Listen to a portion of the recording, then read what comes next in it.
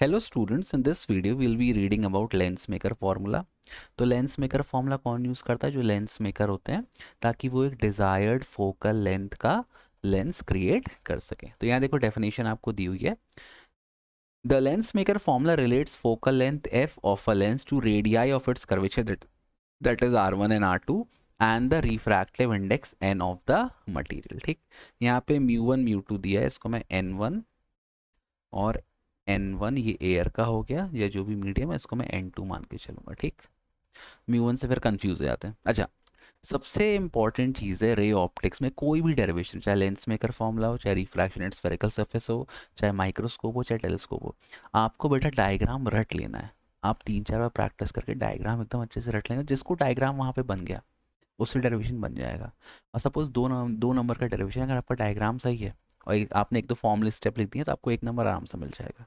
लेकिन अगर डायग्राम ही गलत हो गया ना शुरुआत में, तो टीचर आपकी बैंड बजा देगा नंबर देने में। So please memorise diagram. तो सी क्या हो रहा है, this is a lens. Lens आपका है, इसके दो रिफ्रैक्टिंग सरफेस है, एक्स P1 Y और दूसरा है एक्स P2 Y। ठीक है, कॉन्वेक्स लेंस आपने लिया है। An object is placed at point O यहाँ ऑन द प्रिंसिपल एक्सिस, और ये जो ऑब्जेक्ट है ये एक पॉइंट ऑब्जेक्ट है। अच्छा, यहाँ पे 2-3 चीज़ें आपको ध्यान रखनी है। सबसे पहले sign convention, all distance are measured from the optical centre. Optical centre इसका C है। अगर जो भी अपन डिस्टेंस मेजर कर रहे हैं वो डायरेक्शन ऑफ लाइट में है तो उसको अपन पॉजिटिव लेंगे, और जो भी डिस्टेंस अपन मेजर कर रहे हैं अगर वो डायरेक्शन ऑफ लाइट के अपोजिट है तो उसको अपन नेगेटिव लेंगे। ठीक है, जैसे अगर मैं ये ऑप्टिकल सेंटर C से अगर मैं राइट हैंड साइड जाऊँ टूवर्ड्स C1 I1 तो पॉजिटिव आएगा, और अगर मैं लेफ्ट साइड जाऊँ C से C2 O तो वो नेगेटिव आएगा। ठीक, पहली चीज़। उसके बाद जो लेंस है वो बहुत थिन है, इतना थिन है कि जैसे अगर सपोज मैं डिस्टेंस ले रहा हूँ लेंस में, सपोज मैंने ऑब्जेक्ट डिस्टेंस लिया, ऑब्जेक्ट डिस्टेंस क्या आएगा C से लेकर O तक, तो C2O can be regarded as P1O और it can also be taken as P2। Lens बहुत थिन है आपका। ये दो अजम्पशन आपको मान के चलें, इनको आप लिख देना थ्योरी में गिवन में। जो थ्योरी है ना वो वीडियो के डिस्क्रिप्शन में चिपका दूंगा, तो वहां से आप कॉपी कर सकते हो। ठीक, यहाँ पर अपन डेरिवेशन पे ध्यान देंगे। अब देखो हो क्या रहा है, आपको पता है इमेज फॉर्मेशन के लिए दो रेज ऑफ लाइट चाहिए। एक रे ऑफ लाइट चल रही है प्रिंसिपल एक्सिस पर, ये एरो जो बना है, ठीक है, और दूसरी रे ऑफ लाइट आपकी ट्रैवल कर रही है from O to A। It has struck the surface XP1Y। अब ये रिफ्रैक्ट हुई। अच्छा, फिर इसके बाद ये XP2Y पे फिर से रिफ्रैक्ट होती है और फाइनल इमेज बनती है I पर। अच्छा, वन मोर थिंग, अगर XP2Y सरफेस नहीं होता तो ये जो रिफ्रैक्शन हुआ है रे OA का सरफेस XP1Y पे, ये कंटिन्यू सीधे सीधे जाती और तब फाइनल इमेज कहाँ बनती है I1 पे। तो कैसे डराइव करना है रिलेशन को, एक बार आपको रिफ्रैक्शन एट XP1Y निकालना है, फिर आपको रिफ्रैक्शन एट XP2Y निकालना है using refraction from rare to denser and denser to rare का फॉर्मूला। अगर आपने नहीं पढ़ा है, I have taught this, it is in the playlist, please आप देख लेना और आपका डेरिवेशन प्रूव हो जाएगा। ठीक, तो देखो यहाँ पे पहले we will read about refraction at the surface XP1Y। ठीक, तो मैं यहाँ लिख देता हूँ, एक मिनट, रिफ्रैक्शन एट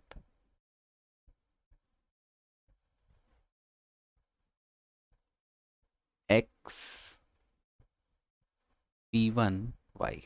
ठीक, अच्छा देखो, ऑब्जेक्ट आपका O पर है। ठीक, तो अगर मैं ऑब्जेक्ट डिस्टेंस की बात करूं, अच्छा ये रिफ्रैक्शन कैसा, it is taking from rare medium to denser medium. अब आपको फॉर्मूला याद होना चाहिए रेयर टू डेंसर वाले का। अगर फॉर्मूला याद है तो आपसे तुरंत बन जाएगा, नहीं याद है तो फिर आपको दिक्कत जाएगी। तो प्लीज मेमोराइज द फॉर्मूला। चलो ठीक है, तो देखो क्या क्या दिया है। ऑब्जेक्ट डिस्टेंस अगर मैं यू की बात करूं, ठीक, ये सारी चीज़ें दी हैं, ये है ऑब्जेक्ट डिस्टेंस u। तो u किसके बराबर होगा बेटा, CO। All distance are measure from the optical centre. लेकिन मैं रिफ्रैक्शन कहाँ से ले रहा हूँ, मैं तो रिफ्रैक्शन अब यहाँ ऑप्टिकल सेंटर से तो मैं नहीं ले रहा ना, मैं तो सरफेस XP1Y ले रहा हूँ। अब आपको पता है लेंस इज वेरी थिन, ये चीज़ आप मेंशन कर देना स्टार बना के कि lens is very thin. So this CO is almost equivalent to, किसको अपन मान सकते हैं, P1O। ये अपन मान सकते हैं, रीजन सब मिल गए ना, लेंस इज वेरी थिन, तो ये आपका U मिल गया।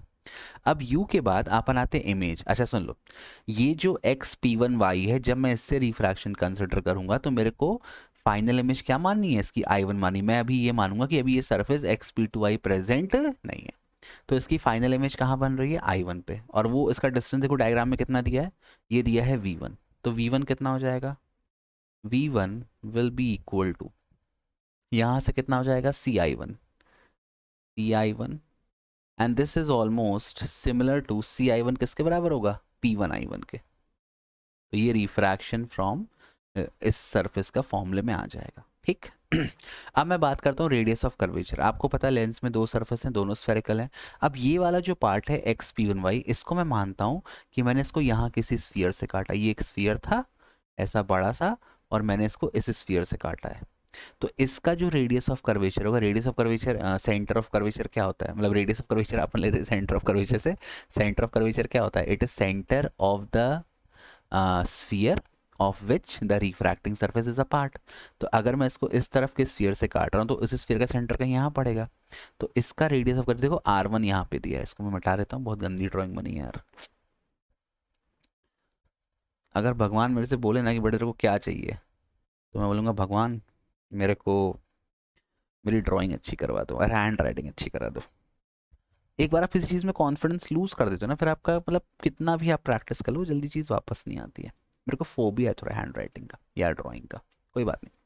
यार इतनी ख़राब भी नहीं, समझ में तो आई थिंक आ ही जाता है ना। कमेंट करके बताना कैसे। हाँ, तो ये हो गया U, V1 आ गया। अब R1, नेक्स्ट डिस्टेंस आ गया R1।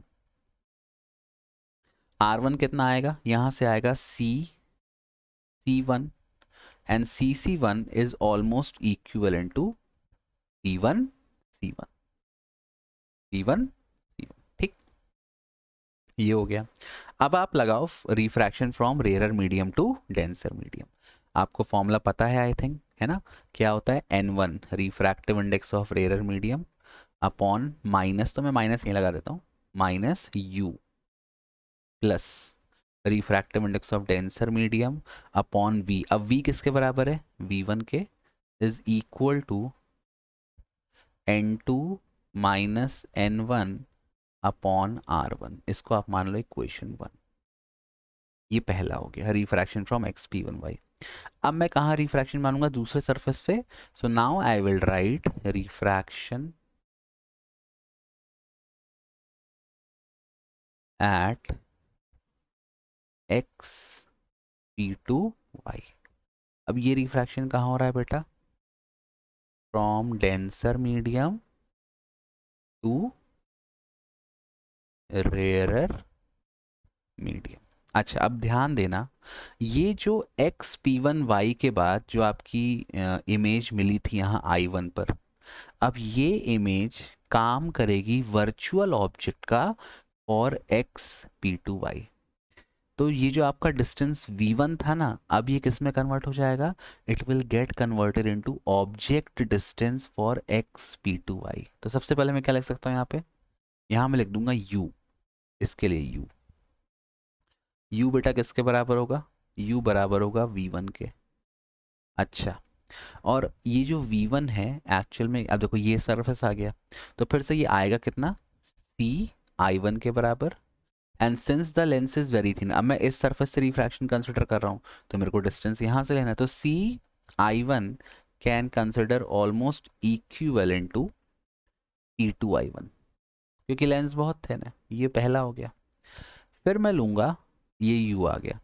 अब इसकी फाइनल इमेज कहाँ बन रही है, I पर।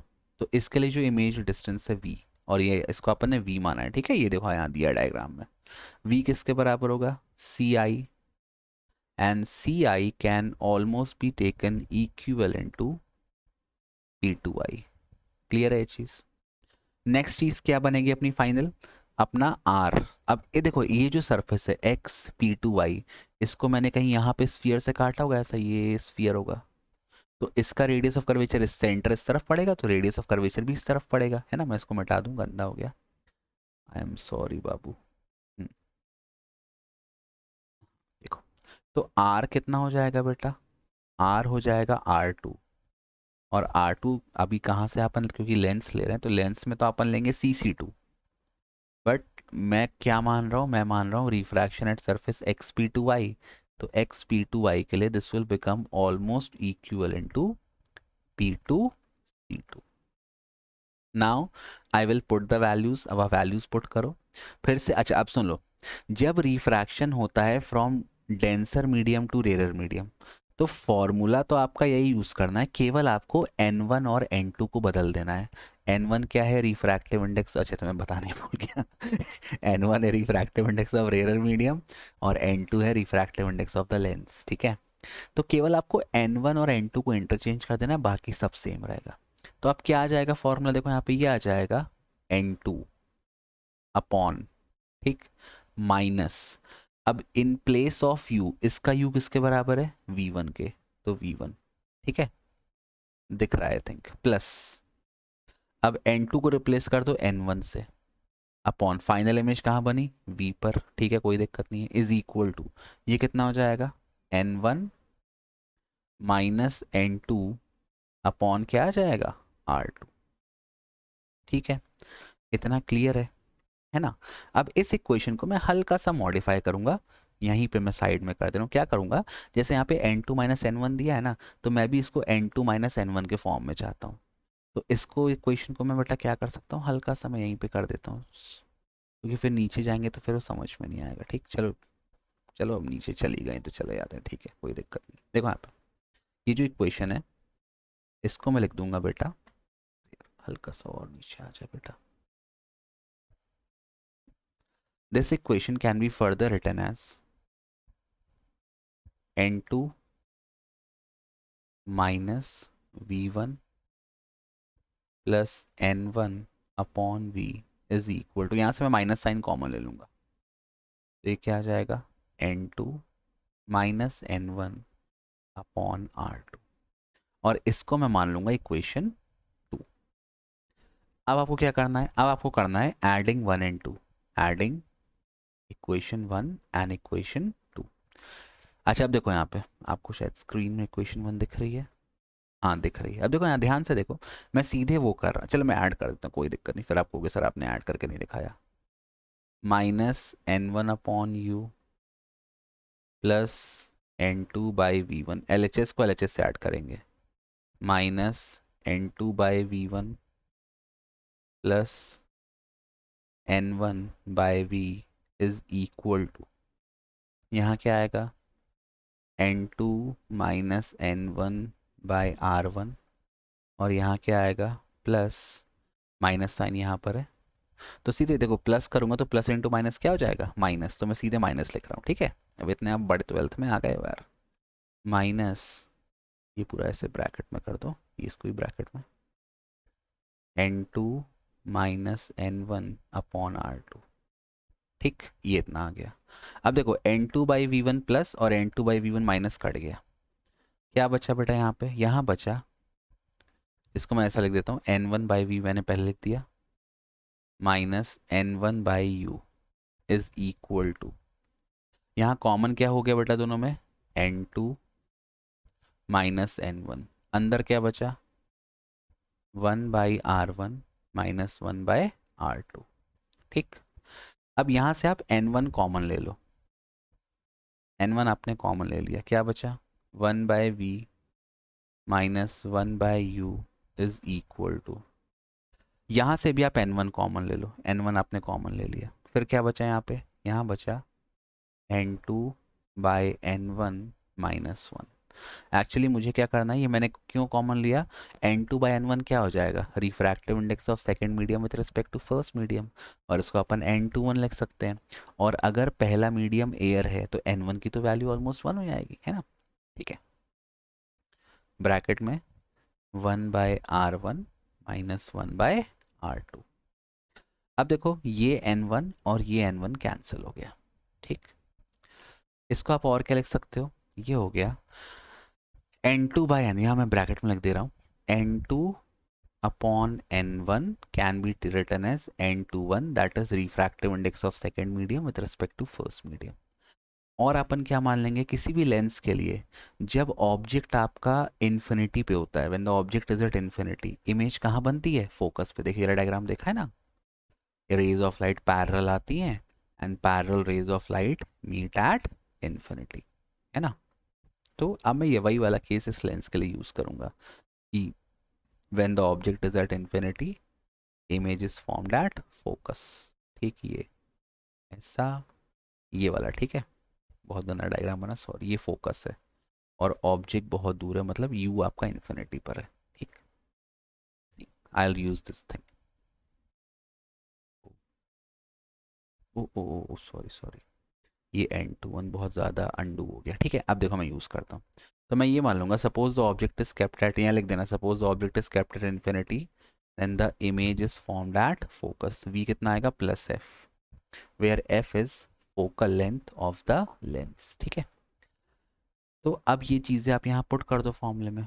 तो 1/f, वी कितना आ गया, ये माइनस यू कितना आ गया, infinity, is equal to n/1 -1। कई बुक्स में केवल n दिया है, लेकिन अपन लिख देते हैं n/1, क्योंकि ज़रूरी नहीं कि हर बार रिफ्रैक्शन एयर से हो, है ना। मान लो वाटर में लेंस को रख दिया, तब फिर तो निकालना पड़ेगा ना। और यहाँ पे 1/r1 -1/r2। 1/इन्फिनिटी क्या होता है बेटा, ज़ीरो, तो आपका फॉर्मूला आ गया लेंस मेकर फॉर्मूला 1/f। अभी मैं n/1 को n मान लेता हूँ, n-1 ब्रैकेट में 1/r1 -1/r2 आ गया आपका फॉर्मूला। अब आप ध्यान से देखो, ये जो फोकल लेंथ है ये रिफ्रैक्टिव इंडेक्स को इन्वर्सली प्रोपोर्शनल है। मतलब अगर रिफ्रैक्टिव इंडेक्स ज़्यादा तो फोकल लेंथ कम, मतलब रेज ऑफ लाइट जल्दी कन्वर्ज हो जाएंगी, उसकी कन्वर्जिंग कैपेसिटी ज़्यादा होगी। और अगर रिफ्रैक्टिव इंडेक्स कम तो फोकल लेंथ ज़्यादा, मतलब रेज ऑफ लाइट दूर कन्वर्ज होंगी। तो अगर मुझे अच्छी पावर का लेंस बनाना है तो उसका रिफ्रैक्टिव इंडेक्स ज़्यादा होना चाहिए, और मुझे कम पावर का लेंस बनाना है तो उसका फोकल लेंथ कम होना चाहिए। I hope this derivation is clear to you. Thank you for watching. Bye bye. Keep loving, keep supporting.